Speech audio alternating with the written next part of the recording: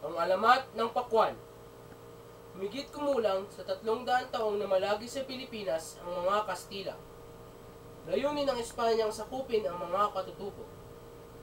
Naging kasangkapan ng mga Espanyol ang Katolisismo upang lalong mapadali nila ang pamamalakad dito. Bagamat sa Liwasawa Leyte nagdaos ng unang misa, may isang paring Kastilang nagangalang Padre Noveles ang nakarating sa lalawigan ng Nueva Ecija. Sinikap niyang kumbinsihin ang mga katutubo upang maging Katoliko. Upang magawa ito, pinag-aralan niyang makapagsalita ng kanilang wika. Madali naman siyang natuto. Sapagkat matagal na rin sumasamba sa mga anito ang mga katutubo, hirap na hirap si Padre Noveles na manghikayat. Lalang pinagsikapan ng Paring Kastila ang pagtuturo ng buhay at mga aral ni Jesucristo. Binigyang din niya ang pagpapasakit ng anak ng Diyos. Sinalaysay niya pagkapasan sa krus upang iligtas lamang ni Jesus ang mga makasalanang tao sa daigdig. Sapagkat misyonero, marami ang naliwanagan sa katotohanan. Pero kahit marami ang sumunod sa itinuro ng paring Espanyol, ay may isang barangay na bulag pa rin sumasamba sa mga anito.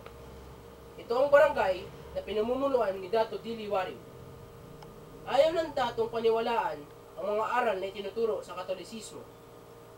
Sa labis na pagkagalit, ipinadakip mismo ng dato sa mga nasasakupan ang misyonerong nangangaral.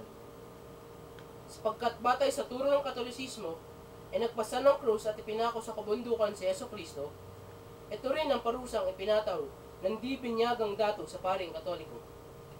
Awang-awa ang maraming katutubo sa pagpapasan sa krus ni Padre Noveles. Ang maalikabok at makupakong lansangan ng Nueva Ecija ay kanyang dinaanan. Sa bundok ng mga anito, na ngayon ay kilala bilang bundok ng Caraballo, tinindig ang krus. Habang nagbabaga ang araw, ay sinakripisyo ng misyonero ang abang buhay. Katulad ni Kristo, isang matulis na sibat ang tumapos sa hininga ng paring Katoliko. Ang sariwang dugo sa dibdib nito ay mayamang umagos sa lupang pinagtindigan ng krus. Matapos ipapatay, ay hindi mapalagay si Dato Dili Wario. Naalala niya ang tinuro ng misyonero na si Jesus daw ay muling nabuhay pagkalipas ng 3 araw. Upang makatiyak, isinama ng dato ang pinakamatapat na kawal nang dumating at 3 gabi. Ginimbal sila ng katotohanan. Ang bangkay na kanilang iniwan ay nawala sa kanyang kinapapakuan. Napaluhod ang dato kasama ng kawal. Inalala nila ang mga aral na tinuro ng misyonero tungkol kay Kristo. Taos-puso silang humingi ng tawad.